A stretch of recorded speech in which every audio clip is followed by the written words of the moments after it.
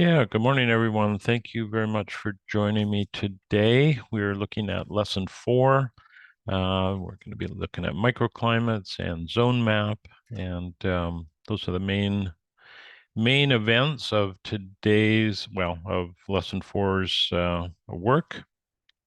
So maybe what we will do is just take a quick look at the lesson and see if anybody has any questions about that.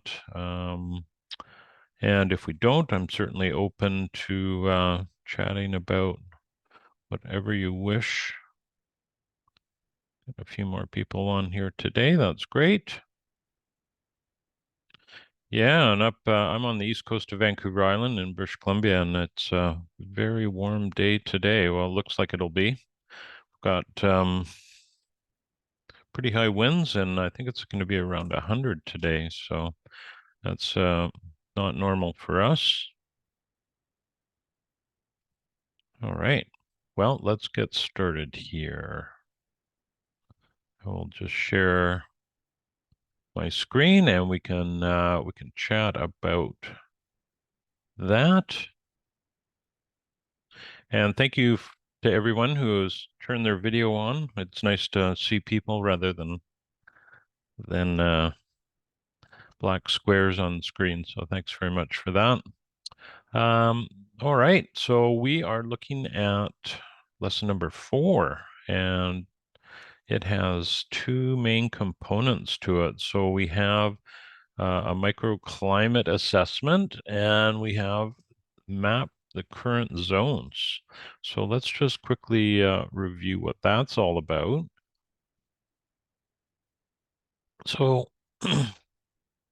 this is all part of our, this is all part of the site assessment and really dialing into some of the nuances that are currently on your project site. And one of those steps here is taking a look at the actual microclimates. So what do we mean by microclimates? Well, I think it's pretty self-explanatory here. When we take the whole, it's kind of a macro, and then we're looking at micro in terms of smaller, unique spaces within your project site boundary, and those could be sunny and open, or they may be shaded and moist or windy or sheltered or exposed. There's a lot of different ways to describe these microclimates. So the thing with that, before I get too far ahead, we want to make sure when we have your project site, I'm just going to get the template file up here. That will help. Yeah, so we're going to use our base plan, and we're going to do another sort of layer over it, somewhat like we did with the sector map. But with the microclimate map, what we want to do is make sure we're showing various microclimates for all of the project site. So here is an example, and I know there's some instructions here in the way, but you can see with this student's base map, all the areas within it have some level of microclimate designation. So your site, if let's say it's an urban location, you may only have 3 or 4. In a larger site, you're more likely to have a lot more than that. But it's really up to you how deep you want to go in terms of describing these different areas. But you can see this student has done a good job of designating it with different colors and then some hatching in there as well. So that's a nice way of doing it. Here's another one that's a little simpler in terms of, there's less variety there. And that may be the case completely, especially if your project site is, say it's wide open. And I see Dennis has a question in the chat. I tell you what, Dennis, as soon as we get to the zone map, we'll answer that if you don't mind. Yeah, so there's a couple of good examples of what we're looking for. Oops, that's not the lesson we're on. There we go. So that's what we want to do. We want to designate all the different microclimates, and then we also want to identify 5 different plants that you have on your project site, and that shouldn't be too difficult. We're going to do that in the next screen here. While we do that on the base map or this overlay, we just number them. And just to let you know too, if you, let's say you're identifying Douglas fir and you have, dozens of Douglas fir on your project site, you don't have to put every single one. You can just designate one plant being identified there. That's totally fine. Sometimes people like to identify all of them, and you can certainly do that. But I think what you'll find is when you do that, it gets a little bit busy. So that's something to maybe avoid. Then you have this plant identification sheet, which is very interesting to go through. You can go through that and basically, as it is shown here, you want to put down the form, its native habitat, its microclimate, some of the uses, and the functioning. So that's super helpful. I realize that I'm still showing an example here. There we go. Yeah, so you have room for 5 plants there, and then we are going to look at the actual attributes of each microclimate, and that is fairly straightforward as well. You could add some images here, as well as some descriptions above, and a sample of existing species. So if you have an idea of some of the plants that are on your site, this is a good place to put them in here. Okay. So I see we've got a couple of questions here. I'll make sure I keep up.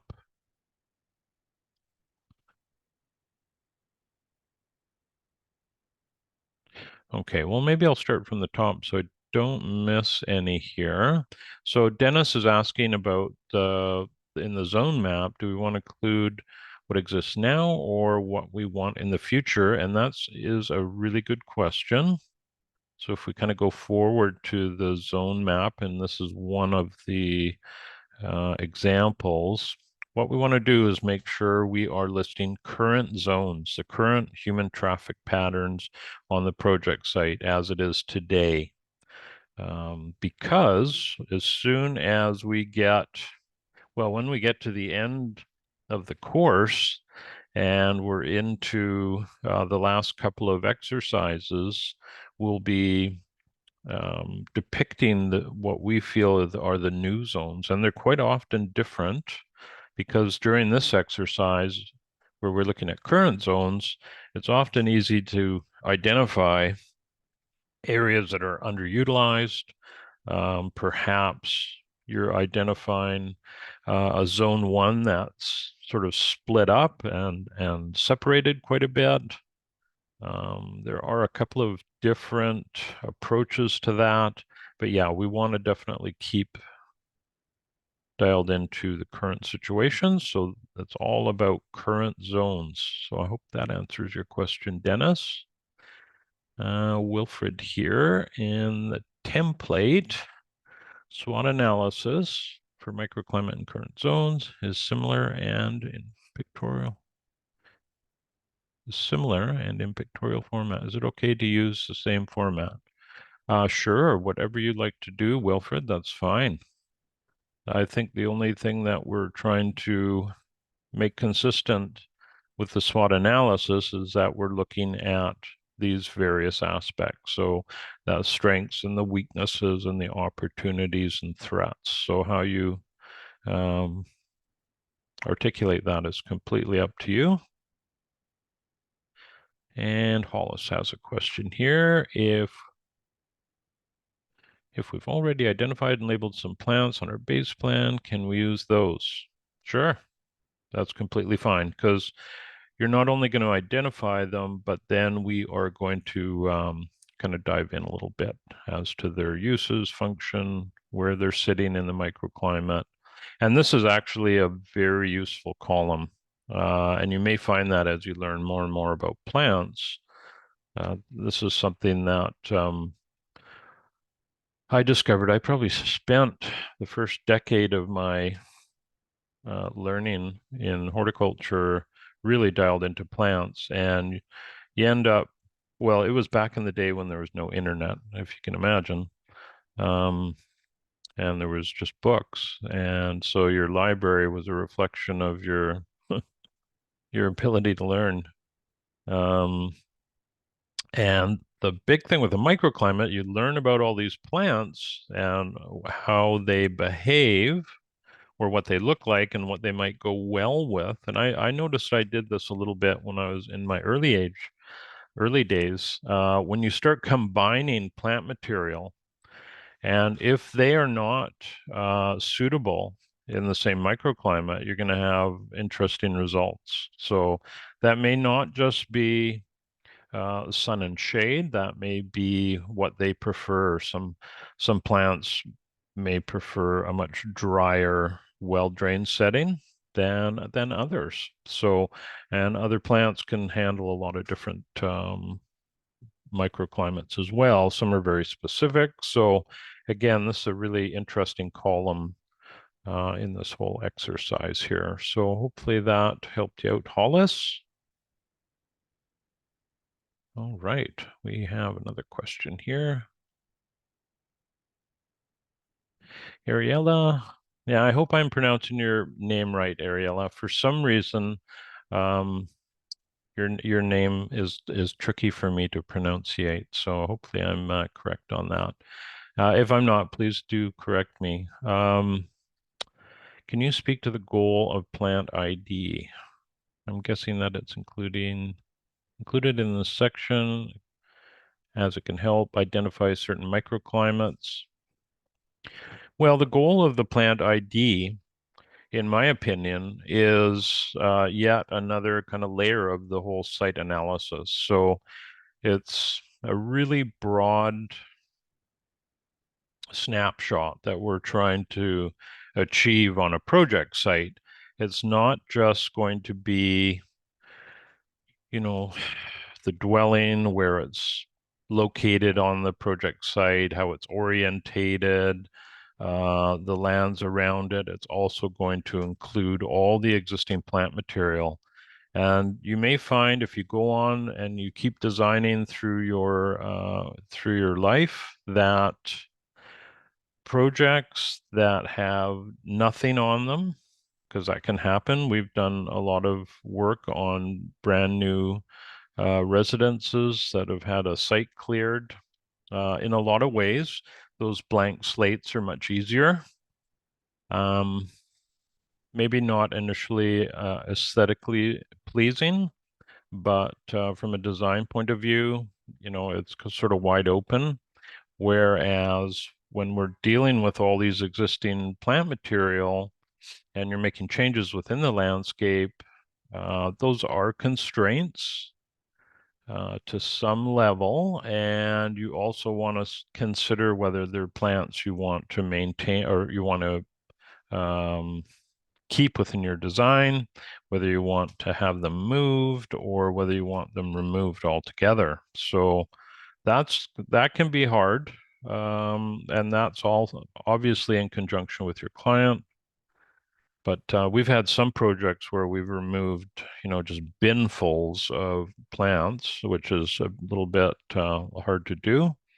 And then others where we've had wonderful existing plants that we've worked around. So you do get a lot. So that, to answer your question, That is, in my estimation, all part of this site analysis, and then getting a little bit better understanding of those individual plants, what they like, and how they can work for us in the landscape. Okay, Dennis, thank you. Yeah, you are quite welcome. All right, so we're all up to date with our questions here. We'll go back to taking a look at the exercise. So, not sure where I left off there. Yeah, we're looking at plants, and then we have attributes and the SWOT analysis. So that is pretty straightforward. Yeah, and if anyone has questions, just fire away. So some of the things that are really helpful when you start learning more and more about plant material is to really, and it can be hard, but you really want to dial into what's called here scientific, or what I would say botanical names of the plants. Now, the reason for that is that this is the only way to accurately identify a plant. You know, an example of this might be a rose, right? So we know there's probably literally thousands of different roses, but if we have Rosa rugosa, we know exactly which one that is. So when I was learning more about plants, I still am quite, if I have a weakness, it would be the common names. I really don't spend a lot of time learning about common names. But so there you go. I've got some room for improvement. But botanical names are really important to correctly identify your plants. And when you go to purchase plants or look at availability of plants in nurseries, often they're on a list and it's all botanical, right? So you do want to get familiar with that. Uh, So you're going to cross-check with different sources, and that's a good idea. Just having, because what you'll also find when you start to look at plants online, even in books, is that depending on the author, some of the remarks and some of the maximum sizes that are indicated for each individual plant may differ depending on where the author is originating from. So the East Coast of the US is going to have a lot different result than you'd have on the West Coast. So be aware of that. Uh, let's see here. And I think that's just about it for microclimate assessment. We got a few more questions here. So we got a question here from Kevin. All right, so how much detail do we go into with the microclimates if we're working on a larger site? In your personal work? Yeah, well, that's a very interesting question because while I think this is an excellent example, an excellent part of the course, learning about microclimates, because it does really help make, uh, well, it documents the site really well. So when you do start placing elements within it, you know, when you're designing, you have a very good idea of those different areas. Now, in our own personal work, we do not do a microclimate map, but we assess the site. And I think what you probably find is as you go through, again, a few years of designing, some of these parts of the design protocol will become more and more almost inherent and natural to you, right? So when you go to see a new site, you'll go, wow, look at that south facing wall that has great potential to grow a marginal plant. Like where I live, maybe somebody wants an olive, and that might be a great place to put it. So I do not do, nor does my wife, do any microclimate mapping, but we do obviously take a great deal of attention when it comes to the assessment. So the amount of detail, let me just take a look at one of the examples here because I believe we have an urban. Oh, that's more of an acreage. Yeah, let's see, 1, 2, 3. So there's 10 different microclimates on this site, and that's probably at least a hectare, maybe a little bit more. Yeah, that is really going to be up to you, Kevin. And I agree, you could spend a whole lot of time just on this, right? You could really get very, very detailed. So I would not spend too much time on it. You do want to have a really good understanding of the different microclimates, and especially when we get into soil moistures and, an example, just looking at this, you have a wet shade and here's some dry shade up here. And those are so different when it comes to dealing with in terms of vegetation. So I'm not sure I can answer that, Kevin, other than take a look at the examples and, you know, if you did a microclimate map like this, that would be totally fine. It's really going to be up to you. And this is the first microclimate map you're doing. So I would take it to whatever level of detail you feel comfortable with that right now. I hope that helps you out, Kevin. If not, we can keep going with that. Maggie has a question here. Are we just using our grayscale base map? Yeah, you can do that.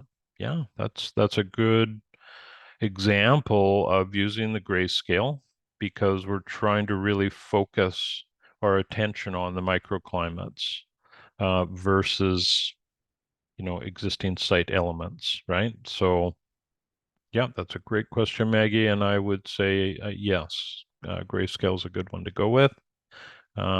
Brooke here, you've added a question to Google Doc. Excellent. Let's take a look at that.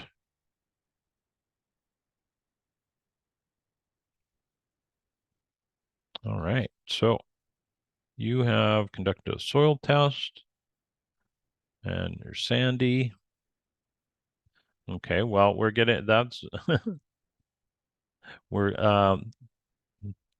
your question is starting off with stuff that's relating to lesson 6, but good for you.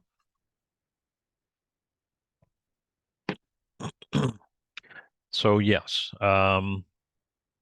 when we get into lesson 6, it's all about soils. We're doing a soil jar test, and we are going to be talking about how we can improve the fertility and the water holding capacity in our soils. So are there steps you can take? Absolutely. I would suggest that we wait until then, if you're okay with that, Brooke. Um, there are some obvious things for most soils, whether it's clay or sand, is organic matter covering your soils, right? Making sure they're covered. And that could be with living material, it could be with compost or some sort of mulch. It says here you can't afford to purchase compost and soil for the entire property. Okay, well, there are different approaches. Certainly, cover crop if the soil is bare. That would be a really good thing to consider. Rat issues. Well, totally agree. Rats do love compost piles, but you can easily put together a composting unit that is rodent proof. So that it just requires a little bit of you can either buy them that way or construct one yourself. And we can certainly get into this a little bit deeper when we get into lesson 6.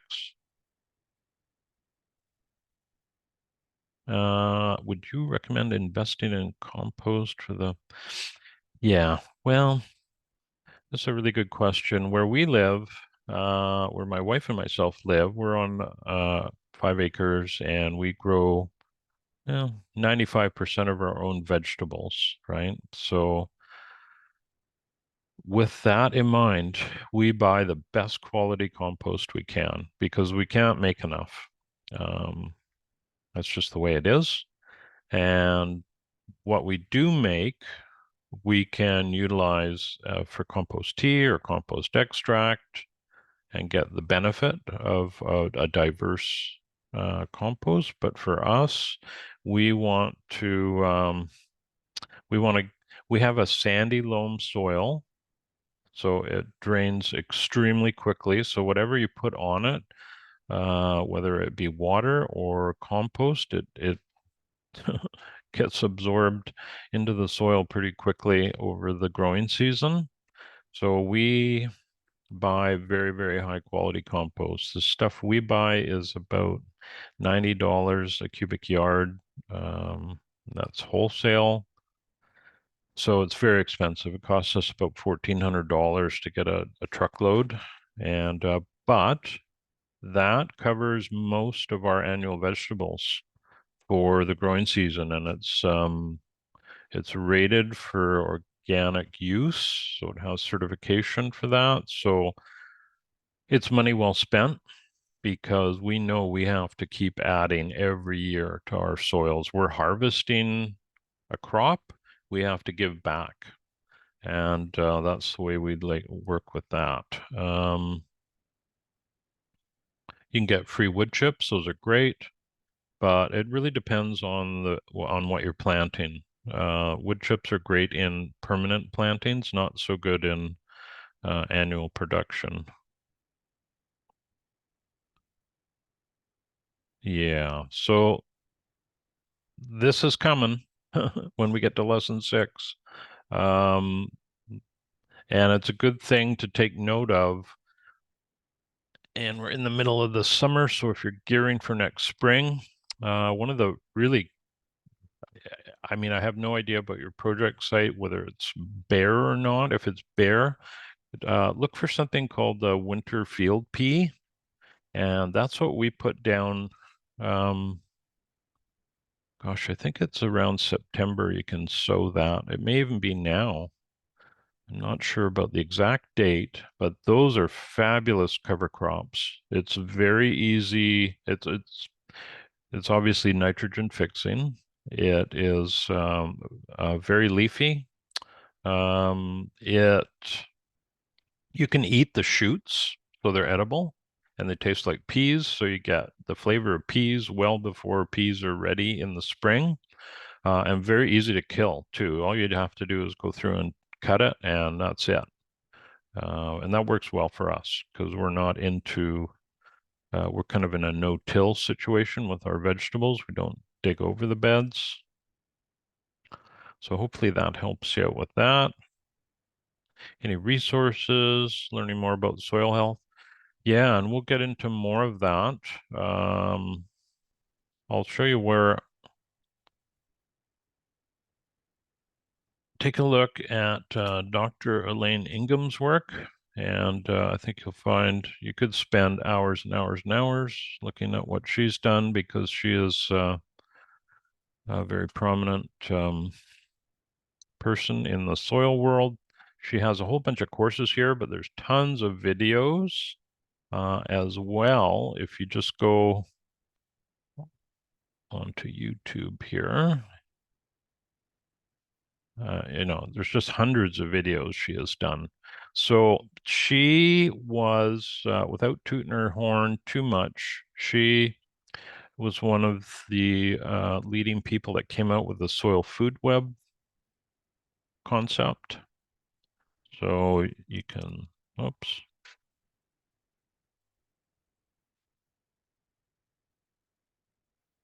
And again, we'll be getting into this in lesson 6, and this is for you to have healthy soils, you have to have all these different pieces of the puzzle together, right? So all of these items are interdependent. They all link together. And it is a fascinating topic. I took Dr. Ingham's course, a series of courses, and I was going to go down the road of soil food web consultancy and decided I didn't want to do that, although the knowledge that I gained from the course was huge. It's not cheap, I'll say that. I don't know what she's charging these days, but it really, I think, depends on whether you're uh, growing or what your approach is. But that's where, I mean, I learned a lot about soils through the people I worked with, but outside of that, Dr. Ingham's got a really interesting approach to it. So I would consider that.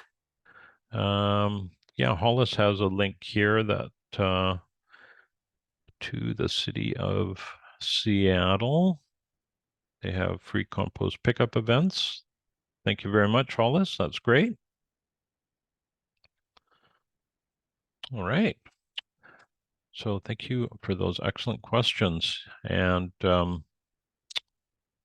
like I was saying, Brooke, this is all what you're describing here is if you look at lesson 6, that's it's a big part of it. So that's coming, but yeah, there is an awful lot you can do, and this, of course, is the foundation to all of our plantings, and it's vital to have, as good an understanding as possible with this. So thank you for that excellent question. That was great. And hopefully that was a deep enough answer to keep you happy right now. And again, when we get to lesson 6, I think you'll find that's the whole thing is going to be on soils. So, okay, yeah, no problem. Yeah, and look for those cover crops, things like the winterfield pea. That's one of our favorites, and it's a really durable little plant. Okay, so that we touched on microclimates. We should take a look at the current zones. So this is again all about site analysis, and it is zones that are currently in use by your client or yourself, depending on how you're running your project here. And I'm sure a lot of you have watched some of Andrew's content. One thing that you could reference here, if you want, is I have this bookmark. This is Introduction to Permaculture PDF. It's kind of an ebook that Andrew did years ago when he was just getting going with the course here. And this is a great reference to the zones of permaculture. And one of the things I'll note that that people put in their drawings that is often not correct is zone 5. So zone 5 is an unmanaged wilderness that requires no intervention. So just keep that kind of in the back of your head. An urban location in all likelihood does not have a zone 5, and some rural may not either.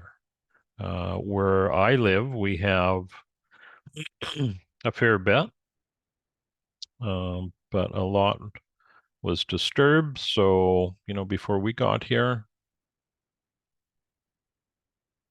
so that is something to keep in the back of your mind. That's something that I see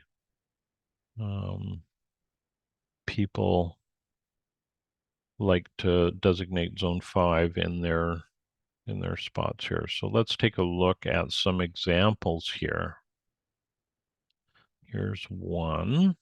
So this is sort of a typical urban site, and you don't have to designate the main dwelling as a zone. That's completely up to you. And if you do so, you'd want to put that as a zone 0, okay? And then so zone 1 is outside of the dwelling, and then that's daily use multiple times a day. Might also be a bit seasonal. So you'll want to factor that in. Zone 2, Zone 3, and Zone 4 here. You may not even have a Zone 4 in an urban area. So don't, if you're putting together your zone map and you have a small site, don't feel like you have to fill it up with all these different zones. It may only have 3, right? That's quite common in an urban setting. Let's see if we have an example that is a larger one. There we go. So this is a good example of a site that has everything basically, and quite often on steep slopes that are vegetated. You know, that's exactly what you'll have. You'll have a wooded area that's not accessed or it's not touched, and that's completely in alignment with the definition of that. So that looks great. But again, that's not that common in a very small setting.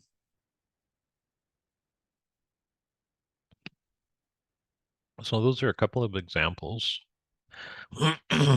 Now, a little description is a good idea.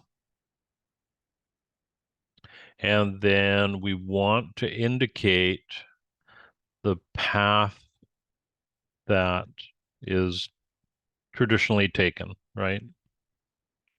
And here in the legend, you can see we have a daily or every other day.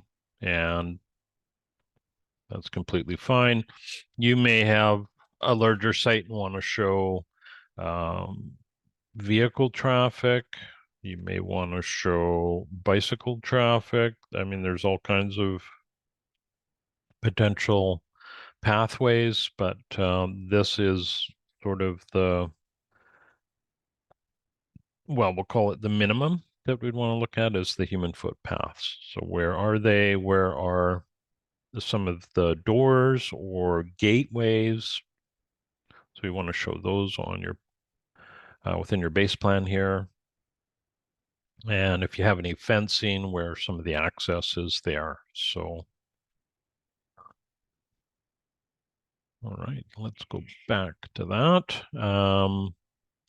And of course, that's all explained here. So you show your gates and your doorway. So the path could be foot, bike, or vehicle.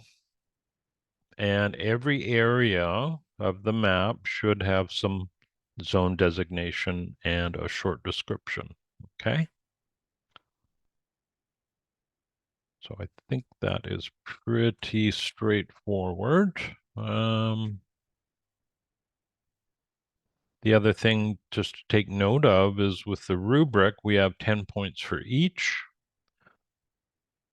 So we want to put equal time into those, you know, that just gives you a little bit of a heads up. And some resources here. And then the rubric itself. So this is helpful to go through as you're putting your assignment together, just to make sure that you've included everything that's asked for, because this is what I use when we're grading, right? So if you include all that, you are likely to get full marks if that's important to you. Okay. Now, does anybody have any questions about the zones? And one thing I will mention, because it was a little earlier in the chat, there was a question about microclimate mapping and whether I do that on my projects. And believe it or not, with zones and microclimates, I don't actually map those. Those again are things that we take note of, but it's hard to describe. It's something we don't need to map out, and maybe what I'll do, because we do have a few minutes left here, I'll show you a few examples of our work, like what we deliver. That might be helpful to some people.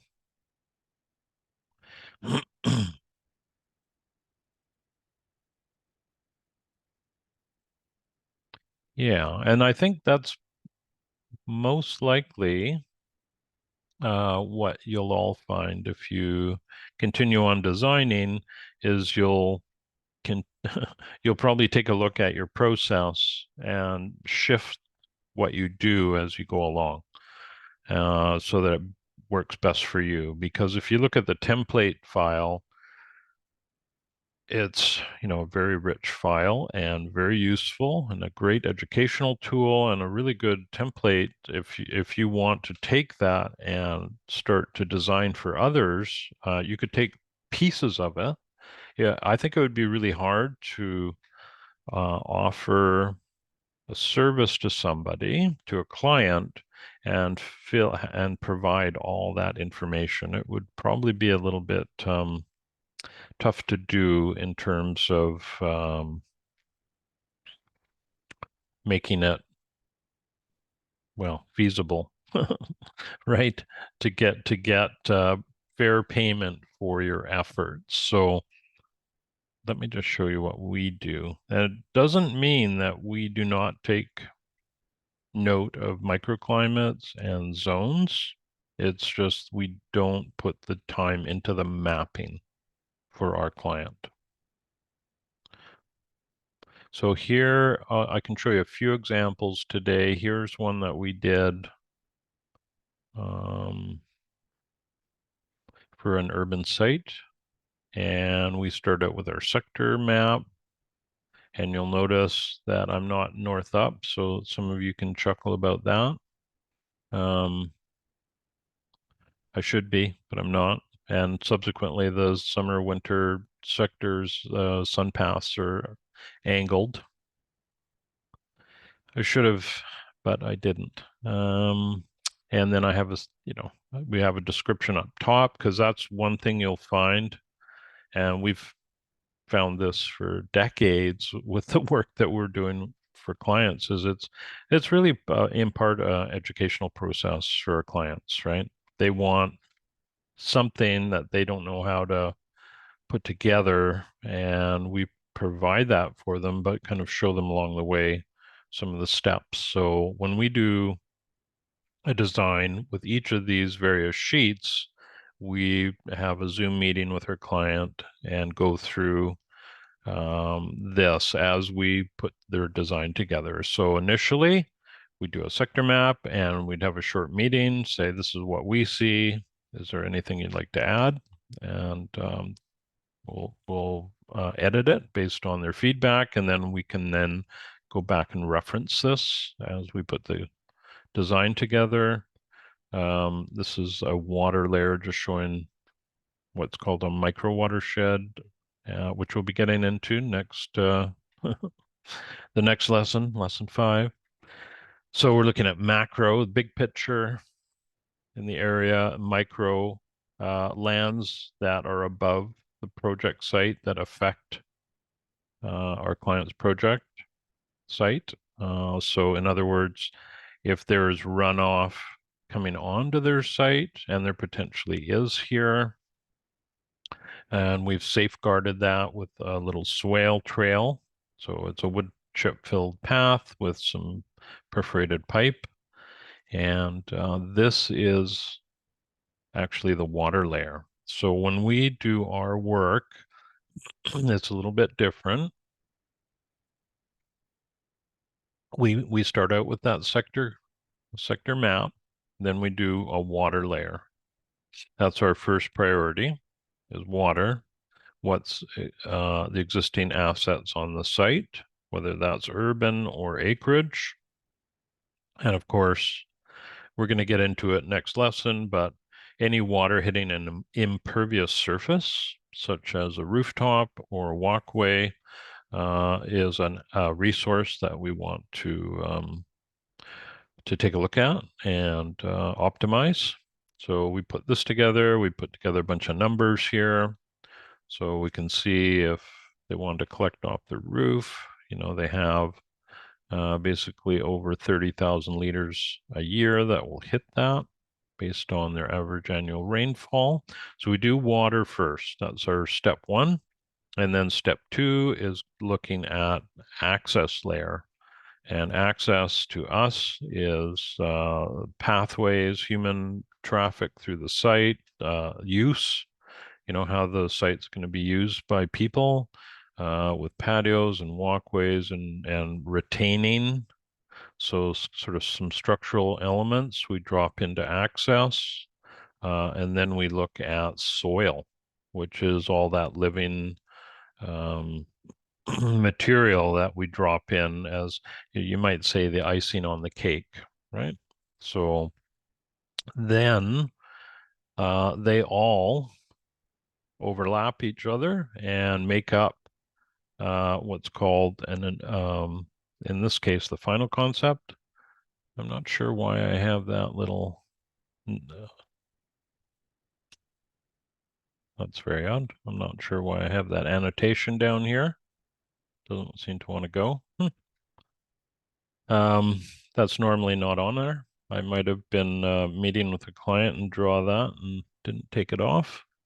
But anyways, that's what we do. So this is our final concept, and that's what you'll essentially, where you will be at lesson 10, right? You'll have this completed conceptual design of your project site, and it will have been made up with all these various layers.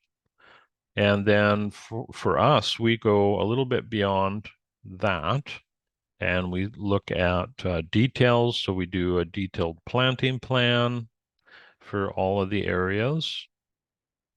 And then we look at structure, or patios.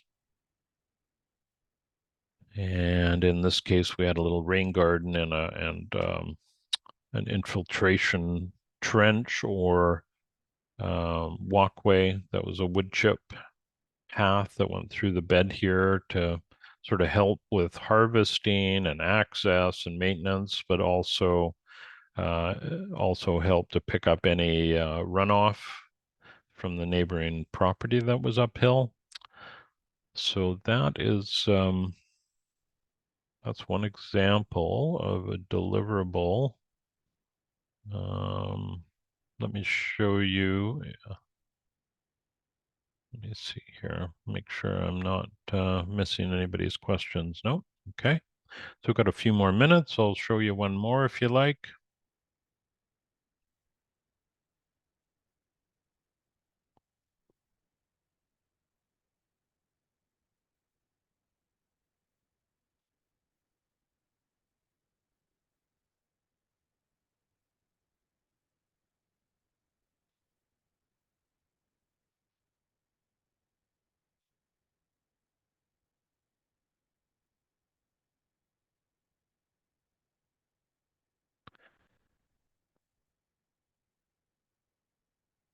Yeah, I'm just trying to find one that's complete. Yeah, that one looks good.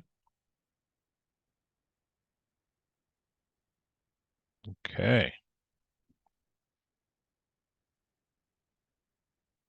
So this is when we did the previous design was kind of for do-it-yourselfer, right? So our clients want to install everything themselves, so we support them as much as we can, point them in the right direction. With this project, we installed it, and this is more of an acreage site. It's on the water, so there's a steep bank to the west here. And we had a drone survey done for this. So that was one way we, in a perfect world, that's how we like to map larger sites. And that way we get this contour data plus high resolution images that they stitch together to make basically a base plan. Well, no, it's not a base plan. It's just a high resolution version of, say, a Google map, but it makes it really easy, much easier to map your base plan from that, provided there is not a lot of tree cover. So the tree cover can cause some challenges with that. Yeah, now this is just showing us, oops, it's not the best example. This is just showing us the initial concept and then a planting plan. So I'm not showing you the various stages here, but we had a water stage, water layer, access, and soil. I don't have that file at the tip of my fingertips here. So we'll just take a look at what I've got. So this is a detailed planting plan that we did. And of course we use Vectorworks Landmark, which is a software that makes this this whole process easier. These symbols are what would be, I guess you could call them a hybrid symbol. They contain information. So when we attach a label to it, it knows it's a Styrax japonicus and it's 6 centimeter caliper. And then it will go in and it'll count how many are on the drawing here and put that within the label. So that's super helpful. It also helps us generate this plant list that's on the right. If we could zoom into that. So this is what we would send off to a nursery, this list here, and they would then price that for us. So that has our trees, shrubs, perennials, our grasses, and the common names, the quantities of that we're looking for, and the size. And this is called schedule size. So with trees, often they look at caliper size, and that is the size of the stem, about at around knee height, maybe a little lower. So 6 centimeters, kind of, it's totally manageable for people to handle that. And then all these numbers here, number 1 through 5 for pot sizes. That's pretty common. Obviously, the smaller the number, the less cost it is. When we get into installing shrub material, we like to try and get them as large as we can, just to give the garden an established look quite quickly. And then all the perennials are usually number 1s or smaller. And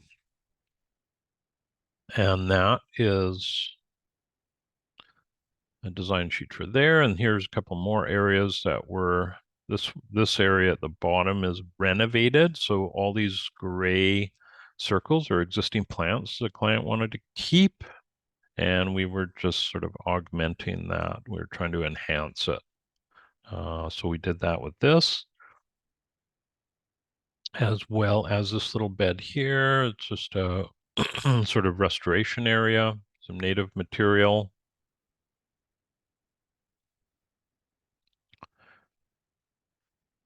Now, for some reason, my computer's slowing down here, so hopefully it's okay on your end. Then we got into some hardscape. There's a new patio that was a flagstone patio with 2 to 3 inch joints so that we could do this kind of work. So it would be that water could be infiltrated in. Now, I wouldn't recommend this normally. This was a request from the client. This is very hard to install and to maintain. It's a little bit crazy, actually. And the same with this big parking area. They wanted that to be green. And there's this product here, which is a reinforced grid.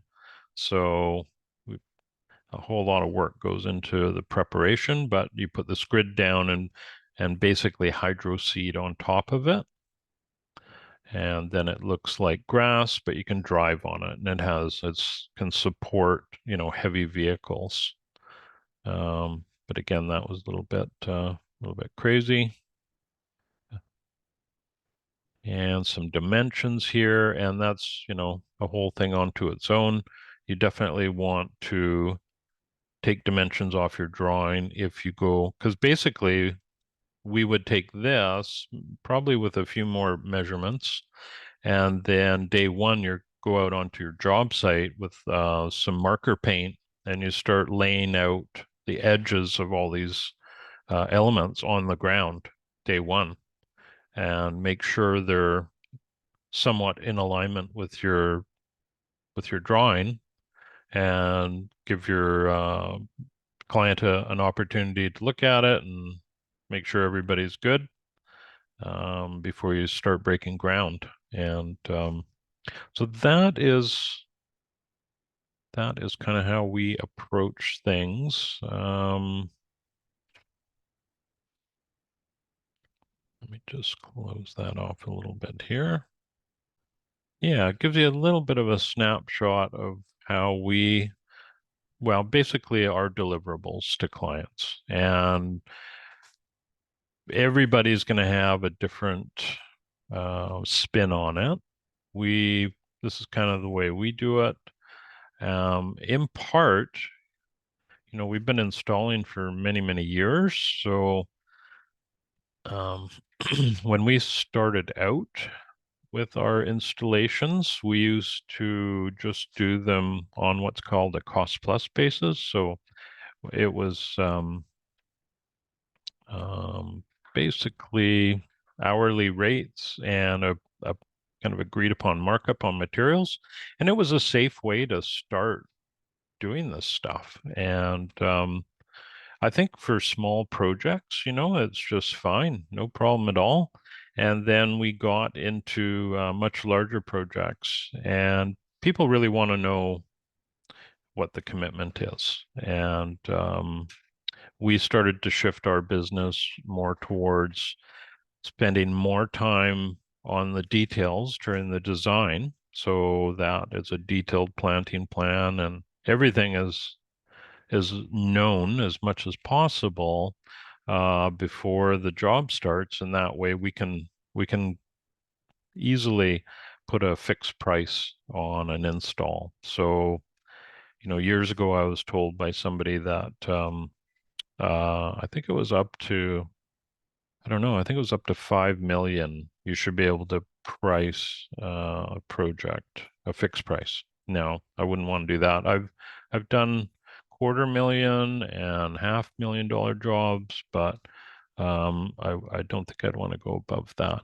The higher the price, the more the more time it takes you, and the more stress that's involved, because if you're providing a fixed price to somebody, you have to honor that. And if you've missed something, well, that's not good. So it has happened.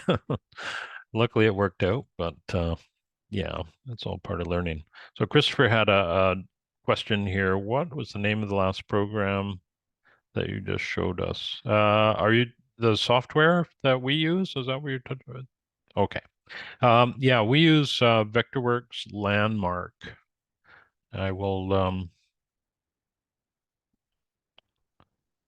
just show you here.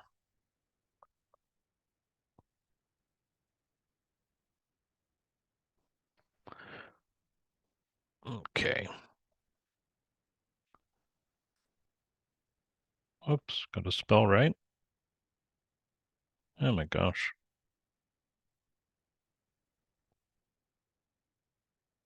Well, spelling's not my thing today. So if you go to vectorworks.net, they produce software for architects, landscape architects, the entertainment industry. Obviously, our module is Landmark, so it's all about land design. You can get a free trial. Although I would say the free trial would probably not really be worth diving into at this point. The software is pretty, it's very powerful. I don't think, we do a lot with it. We work with several softwares. We also work with uh, QGIS, which is a free open source software. Very, it's not intuitive at all for me.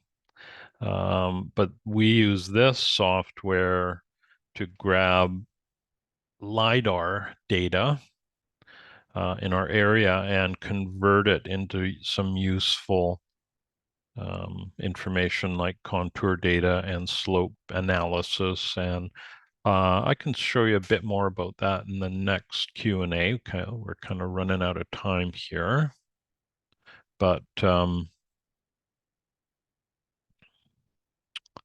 very steep learning curve. Yes, on both. So QGIS, luckily, I'm part of the Agrarian Planner group here. I've been taking this farm training program through Darren Doherty for, I don't know, 3 or 4 years. I just keep staying on, but part of that is a knowledge library they have that is absolutely amazing. So they have they have a course on QGIS for mapping and design, and it's all video self-paced. And yes, it is amazing. That's the only reason I use QGIS, because I got a helping hand from this program or this um, module that they offer at their agrarian platform. There would be other places you could learn it, but Vectorworks takes a while, probably take you a year to learn it. And I've been using this for 27 years, and I'm still learning new things about it. We don't use it we don't use every single portion of this software. Some things it doesn't do well. It doesn't deal well with things that QGIS does very well. So we kind of create contours outside of landmark and then drop them in, and then we're all good. Very powerful though. It'll make site models, and yeah, it is pretty amazing. Way back in the day, we used to do commercial designs, so we'd have to share files with the commercial design team members. So there'd be architects, civil engineers, that sort of thing. So you'd have to be able to import and export the same file formats, which this does. And yeah, but be honest, if you were starting today as a designer, I would say get an iPad and use Morpheo Trace. And I think this is like $35 a year Canadian. So that's like $5 American. No, not quite. Um, definitely less American, but it's a really good place to start, and very, very low overhead. And that's what I would recommend most people if they want to get into the CAD, into a computer-aided design. Start here, see how it goes, see what you like and don't like, and then see what these other higher priced items offer. One downside of QGIS will work on almost any computer, which is wonderful. And it does it seamlessly. Whereas Landmark, you need to have a pretty robust computer in order to use some of the three-dimensional aspects of it. Like you can build these site models, and when you start doing that, that's pretty cool. The other thing we're getting into as well is a thing called Twinmotion, and it works with Vectorworks, but it'll give us, you could create this, right? So you can create very realistic three-dimensional representations of your site. And again, it will take the Vectorworks site model and it'll import it, and then you can augment it, and you can see the wind is even moving the trees here, and it's pretty unbelievable what this will do. So for the right type of client, you can use this to really help them visualize what you're trying to achieve with your design. And that's what it's all about, right? That's what all the drawing's all about, is trying to get that idea across across to the client themselves. So yeah, there's lots of fun things. So we've dabbled with this. I've used it a little bit, but haven't probably going to spend a fair amount of time this winter and start integrating this into our work a little bit more. All right. Now, I think that's it for today, unless anybody else has any questions they need answered. But yeah, thank you for all the excellent questions today, everybody. And that was great. It's always enjoyable. And I hope you have a wonderful week, and we'll look forward to seeing your assignments next Monday. So thank you again, and take care.